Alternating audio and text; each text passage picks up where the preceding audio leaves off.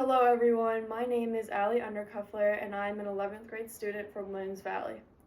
The part of life I will be talking about today is grief and loss. The loss of a loved one can be detrimental to someone's mental health. I originally experienced loss in November of 2022 when my grandpa passed away from small cell lung cancer. I was extremely upset because this was the very first time I experienced losing a loved one. On January 12, 2023, I lost one of my best friends. He was in a car accident on his way to school. I remember calling his phone multiple times because he was always at school and I was concerned that he wasn't there. I remember getting the news confirming it was him in the accident. I remember getting the text that said he's gone. I believe that since I went through this loss, I am credible to talk about it. I hope to make everyone aware of grief and how to handle it in healthy ways. I'm going to explain the impact that loss has on our lives and explain healthy ways to get through it.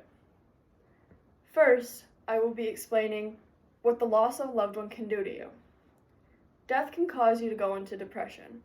It can make you ask unsolvable questions such as, why did this happen to him? No one could possibly answer that. Loss can happen at any time of any day or night. Some people can know when their loved ones are going to pass away. Others can be taken by surprise, like me. In the article Grief and Loss, it states, grief has no set pattern. I remember that I was on my way to fourth period when I figured out that it was Jimmy who was in the accident. I figured out the same period that he was severely injured, but still alive. Yet again, in the same period, we got the text that he was gone. Death doesn't happen for any specific reason. The effects of death of a loved one can last for the rest of your life.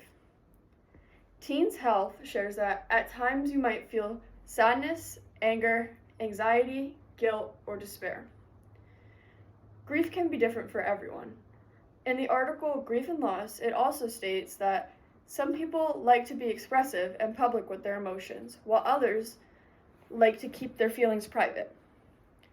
Next, I will be examining impact grief has on us.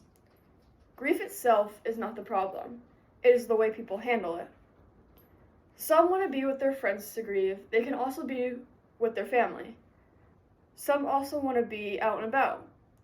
On the other hand, people can deal with grief in highly unhealthy ways. This can include things like risk-taking behavior and substance abuse. People can use risk-taking as a distraction. According to Signs of Unhealthy Coping Mechanisms for Grief, grieving individuals may find themselves engaging in hazardous activities as a way to distract themselves from their pain or try to feel alive. Risk-taking could make you feel better for a little bit, but it could prolong the healing process. Substance abuse can also be used as a distraction. Also, in Signs of Unhealthy Coping Mechanisms for Grief, it states that in an attempt to numb the pain or escape their reality, some turn to alcohol, drugs, or even prescription medications. Substance abuse can lead to addiction. One more unhealthy way of grieving is isolation. When my best friend first passed away, I wanted to lay in bed all day and all night. My mother would never let me do this, and I had no idea why. She always told me that it is better to be around things that you enjoy and people that you enjoy doing those things with rather than being alone. Recognizing that you are isolating yourself can be major in the healing process. Finally, I will be making some suggestions on how to deal with this problem. Death is a part of life, and everyone should know how to handle it. Although grief affects everyone differently, there are healthy ways to deal with it. Personally, I went into group counseling. It helped me out a lot. We talked about Jimmy and made a memory box for him. We talked about feelings very often. Psych Central says that when you're ready, consider talking with friends about the good parts of what you've lost or about the hard parts of what you're dealing with. It makes you feel a lot better, trust me. One of my friends took up journaling. I also visited Jimmy's grave and updated him on everything going on and told him how much she's missed. I want to encourage people to grieve in healthy ways. I want everyone, including you, to be safe. I have with me today something that Jimmy's mom made me, and it makes me feel very happy that I had this, and it makes the grieving a little bit easier to see his picture on Angel Wings.